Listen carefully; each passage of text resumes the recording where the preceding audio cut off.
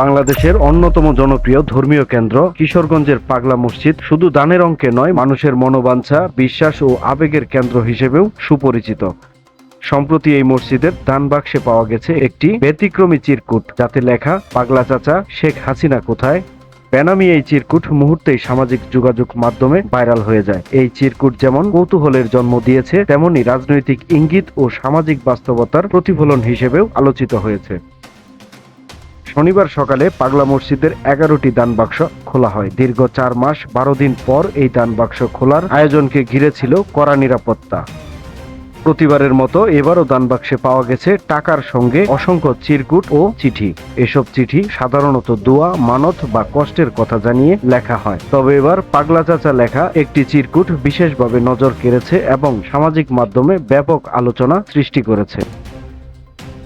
টাকা গণনার সময় মসজিদের দোতলায় উপস্থিত ছিলেন জেলা প্রশাসক ও মসজিদ কমিটির সভাপতি ফৌজিয়া খান, পুলিশ সুপার মোহাম্মদ হাসান চৌধুরী, অতিরিক্ত জেলা ম্যাজিস্ট্রেট জেসমিন আক্তার এবং রূপালী ব্যাংকের এজিএম মোহাম্মদ আলী হারিসি সহ প্রশাসনের ঊর্ধ্বতন কর্মকর্তা ও নিরাপত্তা বাহিনীর বিপুল সদস্য।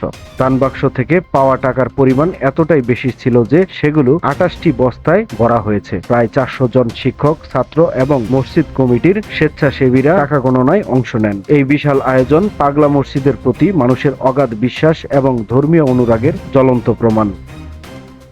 এখানে যে টাকাগুলো পাওয়া যায় সেই টাকাগুলো আমরা যারা থাকেন তারা সভাপতি পাগলা মসজিদ বরাবর আবেদন করেন।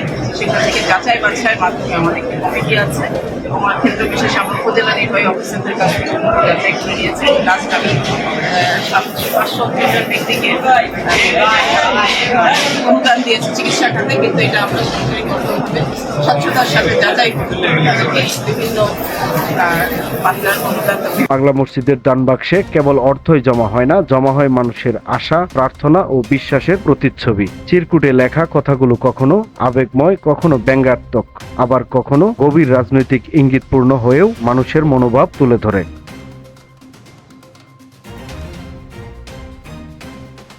সময়ের কলম, নিউজ ডেস্ক।